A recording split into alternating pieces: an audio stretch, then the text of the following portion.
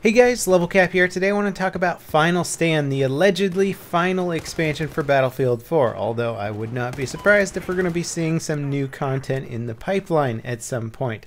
I want to discuss the Target Detector, which is a cool little gadget that's come out with this expansion. I also want to talk about some of the TDM maps and my overall experience so far. One of the cool little things that was waiting for me upon installing the Final Stand expansion is I had a ton of battle packs. Apparently there seems to be either a glitch or it's retroactively rewarding us points for things that we did in the past.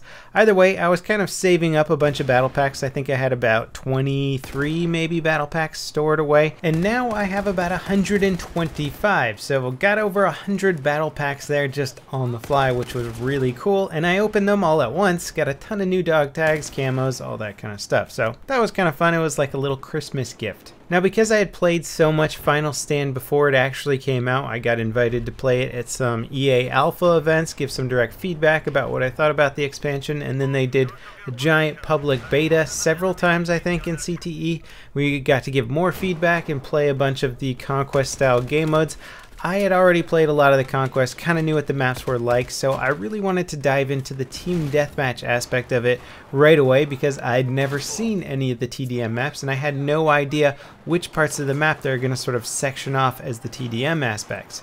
I also found a bunch of 64-player TDM servers, was playing through them, and was really surprised by how well they played out. I haven't played a good 64-player TDM map since Battlefield 3. I think one of my favorites so far is Giants of Karelia, although it's probably my least favorite Conquest map in the new expansion. For TDM, it's just a blast. You've got this awesome robot factory built into the side of a mountain with the giant dome above it that can actually come crashing down mid-TDM. Smoke comes billowing out the front end of the map. It looks really cool, and it's huge. There's plenty of large flanking routes, really cool alley warfare that's big enough and not claustrophobic enough so that you're constantly running into teammates or feeling like the map is just too clustered for you to move around freely. Now, as I was playing the Final Stand expansion, I decided to go for the Target Detector unlock first. It's probably one of the easiest gadgets I've ever unlocked before. You had to get 20 kills with either a carbine or a DMR, piece of cake, no problem doing that, and then get 2 spotter ribbons. Again, very easy accomplishment, so I had the TD in no time at all. Now, you can only put the TD on a carbine or a DMR, the 2 weapons that are required to complete the assignment. Big surprise there. It is a little Picatinny attached device, so it doesn't really make sense that it can only be mounted on 2 types of guns, but for balance purposes it does make a bit of sense. Now, the TD works very similarly to just hitting the Q button on the keyboard. In fact, it performs that exact same function, except it performs it all the time. So if you aim down sights, zoom in on anything, your target detector will automatically spot people for you. Now, this can be really useful sometimes if you're not hitting Q. It'll spot people out for you and make them a little bit easier to hit. It's also really useful when you're in the middle of a firefight and you go to aim down sights to kill somebody and they end up killing you, but your TD device has already spotted them. So this allows your teammates nearby to basically figure out exactly where the enemy is and take him out. I'm not always on my toes enough to hit the Q button when somebody sneaks up on me and they kind of catch me off my guard a little bit. Even if I can only get 1 or 2 shots into them, I'm usually not spamming the Q button at the same time. So the TD is really great for team-oriented gameplay. It's also really nice that it takes up the same slot that, say, a laser sight would take up. I've kind of stopped using the laser sight in general because I end up turning it off so much as it just gives away my position.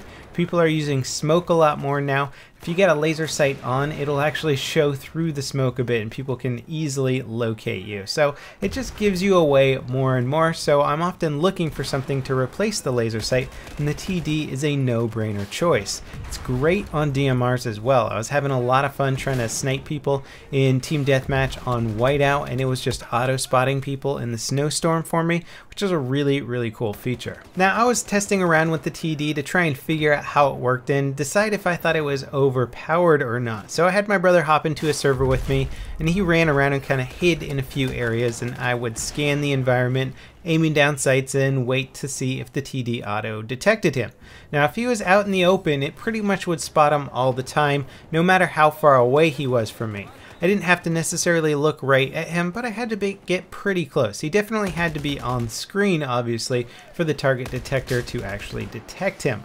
Now, if he hid in a place where not very much of his body was exposed, or basically was at an angle weird enough so that if I normally hit the Q button it wouldn't spot him anyway, then the target detector would not detect him. That being said, sometimes he would peek just the very edge of his head out from behind a rock that was like 300 meters away or something like that, and it would spot him instantly. So in that situation I might have not seen him or might have not known that he was there, and the TD would have popped him out anyway. Then again, I'm usually spamming the Q button a lot to have essentially the same effect. I think the TD just kind of allows you to rest your Q finger, if you will. Now for novice players who just haven't gotten into a habit of hitting the Q button that much, the TD's probably going to be a really useful device for them. I know personally when I'm playing some of the bigger conquest maps and I'm hitting the Q button all the time to try and spot people out, and I never see any of my teammates doing it, sometimes that can be aggravating. So in that situation, having more of your teammates using TDs is probably going to be really beneficial for you as a player.